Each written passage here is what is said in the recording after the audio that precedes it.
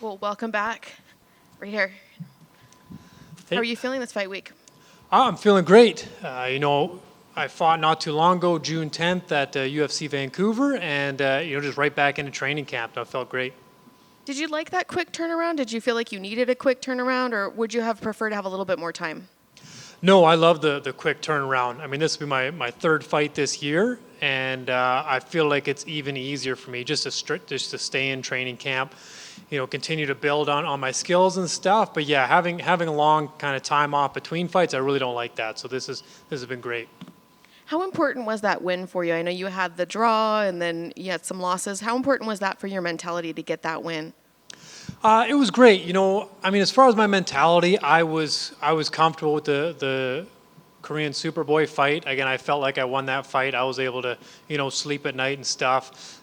Even with the Jai Herbert fight last year in London, I mean, I went back and watched it a bunch of times, and I mean, there's nothing I could do about what the judges do. So I was comfortable with my performance and my preparation and stuff. Obviously, we've built on the training camp and my skill set since then, but yeah, mentally I've been good with all my last few fights. Do you ever have to consider? I mean, you're going to be fighting somebody Hispanic. Believe he's from Mexico, and this is a Hispanic card. There's going to be a lot of people cheering for that fighter. Have you thought about that? Have you thought about having to kind of walk into enemy territory a little bit there? Yeah, absolutely. I mean, I fought on UFC Mexico against a Mexican fighter in Polo Reyes. So I walked out to probably the most Mexican crowd you can get, and they were all, cheering for my opponent and booing me and stuff. But, what I found is once I got in the octagon and I finished Polo pretty early on, then I won over all the Mexican fans. I think, I think they're big combat sports fans, and they appreciate people that go out and put on a show and really fight. So I think even though I may not be they may not be my fans right now. After the fight, they're definitely going to be, Kyle Nelson fans.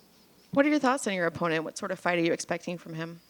I'm expecting a good fight. I mean, he's a young guy. He's aggressive, tall, long, good boxing, good jiu-jitsu. So I think it's a great matchup. I think we pair up well, in a lot of that stuff. I think my Muay Thai is a little bit better than his boxing. I think my wrestling and jits is a little bit better than his jits. But him being young and hungry and just getting into the UFC, I think it's gonna make for a good matchup. And last question for me. I know you said you like that quick turnaround. Do you think that maybe you'll fight again one more time this year? Or is that the goal? So I would like to fight in December unless the UFC comes to Canada in January. So we'll see what happens with that. But yeah, I'd love to again get another turnaround, 3 or 4 months. And yeah, I mean, obviously Canada would be preferable, but if they're not going to come, then yeah, I'd like to fight again in December. Thank you. Hey Kyle, right back here. Yeah. You shared on Instagram a few days ago a picture of you reading to your boys, obviously both very young. As they get older and they can understand more about your job, what fight are you most excited about sharing with them when they get older? I think as they learn to kind of understand what I do for a living, it's not even going to necessarily be one of my performances that I would look forward to share with them the most. I think it'd be kind of the hard work and the perseverance that I've put into, my career. It's one thing to see kind of what I do in the cage for whatever 10, 15 minutes, but they're going to get to be behind the scenes and a part of a lot of my training camps and see how hard I work, and if I can instill some of that work ethic and the ability to overcome adversity and stuff like that in them, I'd much prefer them learn that from me than just be excited that, oh hey, my dad's on TV. You touched on it, obviously fighting, Mexican on Mexican Independence Day. Is there any time where you feel a little spoiled? Like, obviously, the last fight, you're at home in Canada, and now, obviously, it's a very different thing. Is it a little difficult to be like, well, I couldn't get used to that feeling, you know what I mean? It was definitely a good feeling, walking out in UFC Vancouver with all the Canadian fans there. But I take it as, like a treat. It was awesome, but now it's back to work, I'm from Canada. I'm generally always the away guy, whether I'm fighting in Mexico or the States or England. I'm always going to be the away guy, so that's what I'm comfortable with. One final one. Obviously, Yasmin Yazdavisi is also on the card. Both Canadians, both fighting Mexicans. Has there been anything at the hotel? Any fist bumps saying, "Hey, we got this together for the North"? I actually haven't seen her this week yet, but I saw her last week, at training. We get to train together a bit up in Canada. But I saw one of her coaches today, so got to talk with them and stuff. But yeah, I definitely think, we've both had a great training camp for this fight, and I think we're both going to put on great shows. Thank you. Kyle, do you think the experience fighting in Mexico is going to help you in any way for this event, since it's going to be, very Mexican heavy as far as like the crowd? Yeah. I mean, it's always different going into somebody else's hometown. The same with England and stuff, and hearing the the boos and all that stuff. But it was definitely kind of something refreshing in Mexico when I was able to win over the crowd, and they did appreciate a good performance and a good fight. I think there's maybe crowds in certain areas where you could go and you could put on the best fight ever, but if you beat their hometown guy, they're going to hate you no matter what. Whereas I feel like the Mexican fans they appreciate combat sports, with a long history of boxing and stuff like that. I think they they're not going to be biased towards me after the fight. If I put on a good fight, an honorable fight, then I think I'll win a lot of them over.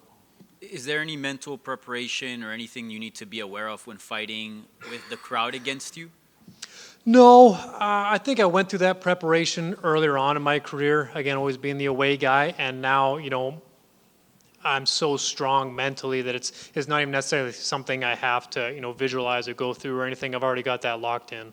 Yeah, and I don't know if you've realized this, but I know you fought in the Apex before, but generally, like, you're fighting pretty big events with big crowds, right? Like, that's kind of been the story of your career. And sometimes we hear like fighters say like, oh, I want to feel the crowd. I don't want to fight in the Apex anymore. Have you noticed that? Like, you've kind of, and I guess in a way, been lucky that like you've been able to be part of like these big events in big arenas. Yeah, absolutely. I mean, it was interesting to fight at the Apex, and it's cool because you can hear your corner so well, and it's definitely a different experience, and I enjoyed it while it happened. But I mean, there's something different about having the crowd there, whether they're your hometown crowd or an away crowd. Having the people there definitely does give you a certain amount of energy. Thank you. Carl, over here. You mentioned that you're coming off a win at UFC 289 in front of an electric Canadian crowd. As a Canadian fighter yourself, what's it like witnessing this influx of talent coming out of Canada, and what can we expect in the next coming years from Canada mixed martial arts? Yeah, I definitely think MMA in Canada is on the rise, and obviously UFC Vancouver was a great statement for that. I mean, all the Canadians went undefeated. We put on a great show. We had, again, fans from all over Canada come out to BC, and I know they're hungry for more events. So, I mean, the more events the UFC does there, the more kind of attention we get as Canadian fighters, and the more it kind of fills gyms and builds the next round of talent. So I think with guys like me, Mike Malott, Charles Jourdain, Gavin Tucker, I mean, we've got so many high level guys, and I think with the UFC being back in Canada, it's going to put a little bit more of a spotlight on us, and you're going to see an even bigger explosion of Canadian MMA. You have a message for those watching from back home? Yeah, I mean, make sure you turn in September 16th. I'm going to be representing Canada, and I'm going to put on a good show for you guys. Thank you. Thank you. Awesome. Thanks a lot, guys.